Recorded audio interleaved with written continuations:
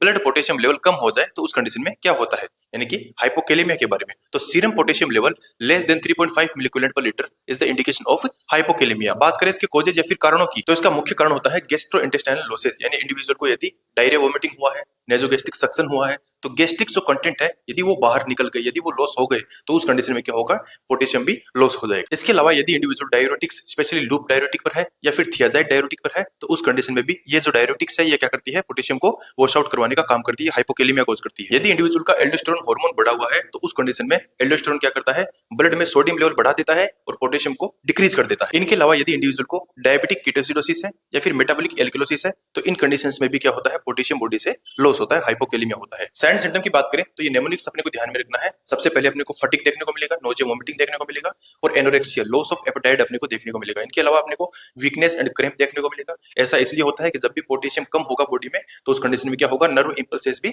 घट जाएंगे। इनके अलावा ब्रेडिकार्डिया हार्ट रेट डिक्रीज देखने को मिलेगी, polyuria increase excessive urine output देखने को मिलेगा और अपने को पोस्चुरल हाइपोटेंशन, क्योंकि बॉडी से क्या हो गया, फ्लूइड लॉस हो गया, तो पोस्चुरल हाइपोटेंशन भी अपने को देखने को मिलेगा। इसी इंटरप्रिटेशन की बात करें तो क्वेश्चन नोट सेट में पूछा गया है, यहाँ पर अपने को हाइपोकैलेमिया में फ्लैटेंड टी वेव देखने को मिलेगी और साथ ही साथ एसिड डिप्रेशन देखने को मिलेगा। हाइपोकैलेमिया के मैनेजमेंट के लिए अपन क्या करेंगे, पेशेंट को ओरली या फिर इंट्रावेनसली पोटेशियम देंगे। यदि इंजेक्शन फॉर्म में दे रहे हैं तो पोटेशियम क्लोराइड दिया जाता है, जिसकी डोज 10 to 20 मिलीक्यूलेंट पर आवर के हिसाब से दी जाती है। पोटेशियम क्लोराइड का इंजेक्शन इंट्रावेनसली लग रहा होता है, तो वो अपने को कभी भी बोलस फॉर्म में नहीं देना है। यानी कि पोटेशियम क्लोराइड का जो इंजेक्शन है वो डायरेक्टली सीरीज में भर के पेशेंट के वेन में नहीं लगाया जाता, उसको स्लोली इंडिविजुअल को इन्फ्यूज करना होता है। यदि इनकेस अपन पेशेंट को potassium chloride intravenously bolus form में दे देते हैं, तो it can cause cardiac arrest, individual को कार्डियक अरेस्ट हो सकता है। साथ ही साथ जिस पेशेंट को पोटेशियम क्लोराइड इंजेक्शन चल रहा है, उसका अपने को इंट्रावेनस साइट भी मॉनिटर करना है, क्योंकि यहाँ पर अपने को फ्लेबाइटिस के साइन एंड सिम्टम भी देखने को मिल सकते हैं। पोटेशियम रिच डाइट भी दी जाती है, स्पेशली बनाना है, स्पिनच है या पोटैटो।